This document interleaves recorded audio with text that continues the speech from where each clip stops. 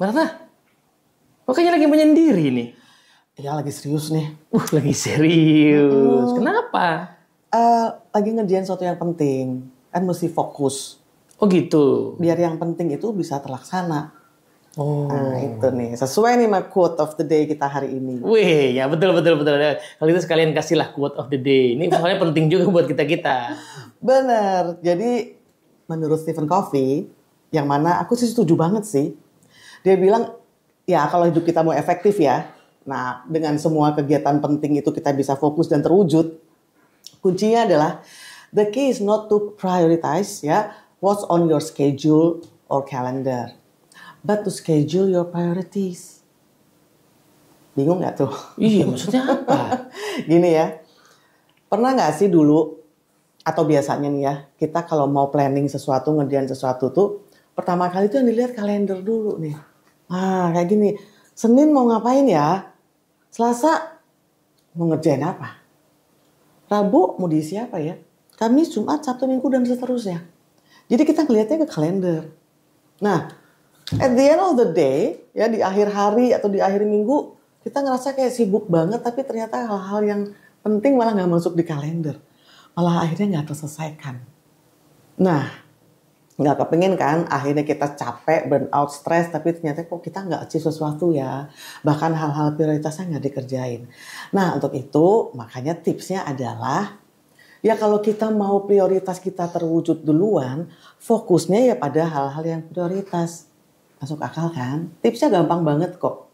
Pertama adalah kita mesti fokus pada kegiatan prioritas yang akan kita lakukan mingguan. Nah, jadi pertama adalah kegiatan prioritasnya apa, lalu keduanya adalah lakukan itu mingguan gitu loh. Jadi nggak terlalu pendek, juga nggak terlalu panjang ya, mingguan. Lalu yang ketiga yang pastinya supaya balance nih kegiatan kita di kantor, di masyarakat, di rumah balance, ya kita kaitkan dong sama peran kita. Gampang banget kan? Jadi keywordsnya gini nih, apa satu atau dua hal penting yang akan saya lakukan pekan ini? Gitu aja. Gampang kan keywordsnya? Apa satu atau dua hal penting yang akan saya lakukan pekan ini? Pastinya berkaitan dengan peran ya. Contohnya gini nih, kalau kita udah jadi orang tua, ya sebagai ayah atau ibu ya, apa yang kita akan lakukan? Untuk anak mungkin atau untuk suami. Jadi fokus kan, jadi anak tersentuh kan gitu ya, suami atau pasangan tersentuh. Kemudian misalnya sebagai anak, apa yang akan saya lakukan nih? Untuk diri saya, untuk orang tua saya misalnya ya, atau sebagai apa lagi, adik atau kakak, apa yang akan saya lakukan, atau sebagai teman kali ya, teman atau pasangan dan sebagainya. Jangan lupa loh sebagai karyawan juga, apa yang akan kita lakukan.